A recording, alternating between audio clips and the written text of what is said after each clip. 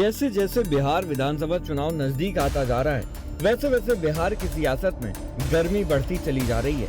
एक बार फिर से चुनाव आयोग ने एक ऐसा ऐलान किया है जिसे लेकर विपक्ष एक बार फिर माहौल को गरमाने की कोशिश कर सकता है। सबसे पहले बात करते हैं कि बिहार में होने वाले विधानसभा चुनाव। बिहार में 243 विधानसभा सीटों के लिए 2 चरणों में चुनाव होने हैं, 6 नवंबर और 11 नवंबर को, और वोटों की गिनती होगी 14 नवंबर को। लेकिन इस बार चुनाव में एक खास बात है जो चर्चा का विषय बनी हुई है। यह है बुर्का या पर्दा पहनने वाली महिलाओं की पहचान का मुद्दा। दोस्तों, चुनाव आयोग ने साफ कहा है कि ऐसी महिलाओं की पहचान बहुत ही सम्मानजनक तरीके से की जाएगी ताकि उनकी प्राइवेसी का भी ख्याल रखा जा सके। अब सवाल यह है कि ये पहचान कैसे होगी। इसके लिए चुनाव आयोग ने खास इंतजाम किए हैं। बिहार के हर पोलिंग बूथ पर आंगनबाड़ी सेविकाओं को तैनात किया जाएगा। जी हाँ, आपने सही सुना, करीब 90,712 आंगनबाड़ी कार्यकर्ताओं को इस काम के लिए चुना गया है। ये कार्यकर्ता पोलिंग बूथ पर मौजूद रहेंगी और बुर्का पहने महिलाओं की पहचान वोटर कार्ड से मिलान करेंगी। लेकिन ये सब होगा महिला पोलिंग ऑफिसर या सहायिकाओं की मौजूदगी में, ताकि किसी भी महिला को असहज न होना पड़े।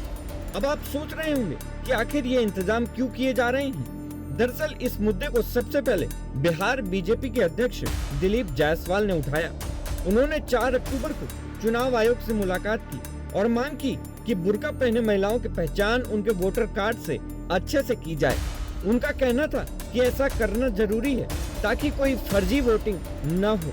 दिलीप जायसवाल ने यह भी कहा कि चुनाव को 1 या 2 चरणों में ही कराया जाए ताकि प्रक्रिया को और आसान बनाया जा सके।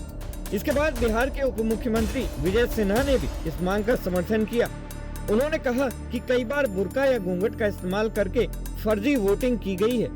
उन्होंने एक उदाहरण देते हुए कहा कि जैसे घूंघट वाली महिलाओं की पहचान की जा सकती है, वैसे ही बुर्का पहने महिलाओं की भी पहचान की जानी चाहिए। विजय सिन्हा ने यह भी कहा कि देश में सभी को सम्मान दिया जाता है और हर महिला को अपने वोट का अधिकार पूरी सख्ती के साथ इस्तेमाल करना चाहिए। लेकिन इस मांग पर विपक्ष भड़क गया।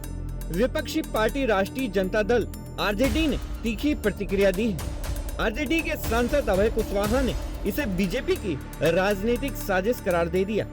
उनका कहना था कि हाल ही में वोटर लिस्ट का विशेष संशोधन किया गया है और सभी वोटरों को नए फोटो के साथ वोटर कार्ड दिए जाएंगे। ऐसे में पहचान का कोई बड़ा मुद्दा नहीं है। अभय कुशवाहा ने भी चुनाव आयोग से मांग की कि चुनाव को ज्यादा से ज्यादा 2 चरणों में ही कराया जाए। अब बात करते हैं चुनाव आयोग के मुख्य आयुक्त ज्ञानेश कुमार की।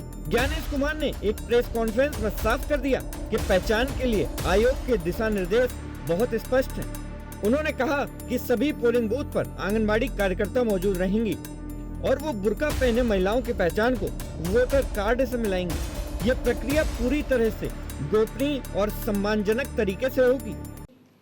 जहाँ तक बुर्का नशीन की बात हो रही है, पर्दा नशीन लेडीज की, तो आइडेंटिटी के लिए